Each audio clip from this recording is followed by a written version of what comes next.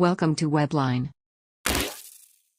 लिन निंगशी से कहती है कि मैं तुम्हें 6 महीने ट्रेनिंग दूंगी। अगर तुम इसमें पास नहीं होती हो तो मैं तुम्हें कंपनी से निकाल दूंगी। वो एक लड़की को बुलाकर कहती है कि इसका नाम है हु ताओ और आज से यह लड़की तुम्हारी असिस्टेंट है।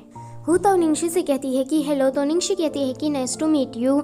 आगे लिन एक फ्लैट की चाबी देकर कहती है कि जल्दी से इस नए अपार्टमेंट में शिफ्ट हो जाओ। तो निंगशी लू तिंगशाओ के बारे में सोचकर मना कर देती है कि नहीं, मैं अभी तो मूव नहीं हो सकती। तो लिन कहती है कि तुम्हारा कोई बॉयफ्रेंड है?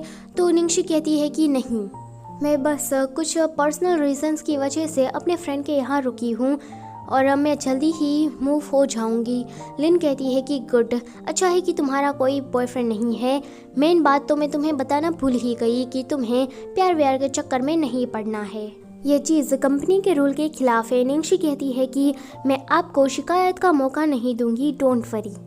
आगे निंगशी घर वापस जा रही थी और न्यूज़ भी देख रही थी क्योंकि चैन ने एक कॉन्फ्रेंस में बता दिया था कि निंगशी को उसकी कंपनी से निकाल दिया गया है। अब उसका करियर एंड है। निंगशी के फ़ोन में तो 30,000 से ज़्यादा भी नोटिफिकेशन आ जाते हैं। उसमें एक लू जिंगली का भी था। लू जिंगली ने कहा था कि वेलकम शाओशी।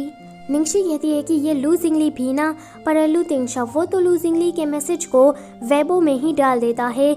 जब सबको ये न्यूज़ के बारे में पता लगता है तो पूरा वेबो ही कोलैप्स हो जाता है क्योंकि लू तिंगशाओ ने जो वो पोस्ट की थी, मतलब रीपोस्ट की थी, उसमें सारे लोगों ने धड़ाधड़ मैसेज करना स्टार्ट कर दिया था। इस वजह से वेबो गिर जाता है।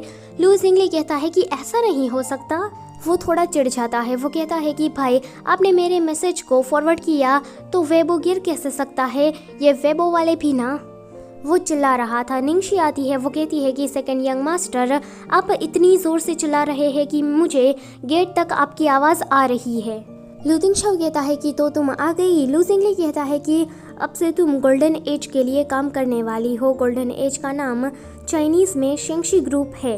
निंगशी कहती है कि लू जिंगली तुमने ऐसा क्यों किया, तुम्हारी वजह से तो मैं पॉपुलर हो गई हूँ। तो लू जिंगली कहता है कि अच्छा ही तो है।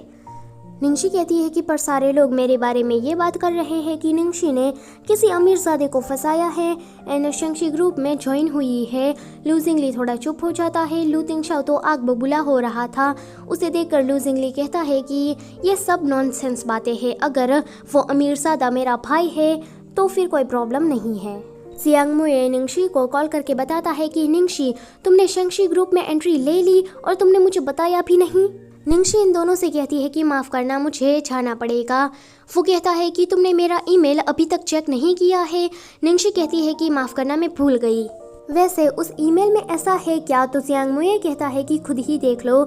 निंगशी जब उस ईमेल को चेक करती है तो उसमें लू मथर यानी कि लू तिंगशाओ की माँ और लू तिंगशाओ का कंसर्वेशन था। उसमें माँ कह रही थी कि क्या तुम किसी लड़के को पसंद करते हो? तो लू तिंगशाओ कहता है कि लू जिंगली कहता है कि भाभी ने तो हमारे लिए खाना बनाया और लू तिंगशाओ और लिटिल ट्रेजर के लिए कपड़े भी लाई थी। माँ कहती है कि क्या ये सच बात है?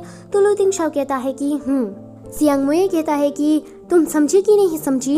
निंगशी कहती है कि मुझे क्या समझना है और इस कंजर्वेशन का मतलब क्या है? जियांग मुए कहता है कि गधी कही कि तुम्हें अब भी समझ में नहीं आया।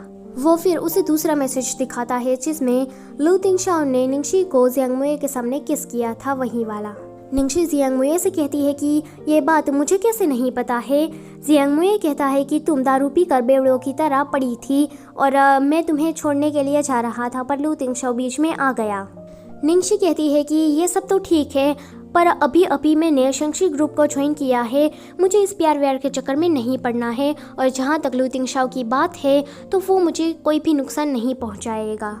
जियांग मुए कहता है कि निंगशी मैं तुम्हारे साथ बचपन से ही हूँ पर लू तिंगशाओ के साथ तो तुम कुछ ही महीनों से हो और तुम्हें उस पर यकीन भी होने लगा है। जियांग मुए को ये बात दिल और दिमाग पर लग जाती है। वो कॉल कट कर देता है। निंगशी घर से मतलब अपने कमरे से बाहर ही नहीं निकल रही थी। उसने लू तिंगशाओ को मैसेज कर दिया था कि उसने फ्रूट खा लिए हैं। लू जिंगली कहता है कि भाई आज तो भाभी खाना बनाने भी नीचे नहीं उतरी है, क्या हुआ है? उस जियांग मुए के बच्चे ने ही कुछ किया होगा। भाई मैं तो कहता हूँ कि आप कुछ करो वरना वो जियांग मुए आपकी वाइफ को आपसे छीन लेगा। इस मांगा में मुझे लू जिंगली का कैरेक्टर काफ़ी पसंद आया। आपको कौन सा कैरेक्टर पसंद आ रहा है मुझे कमेंट में ज़रूर बताना।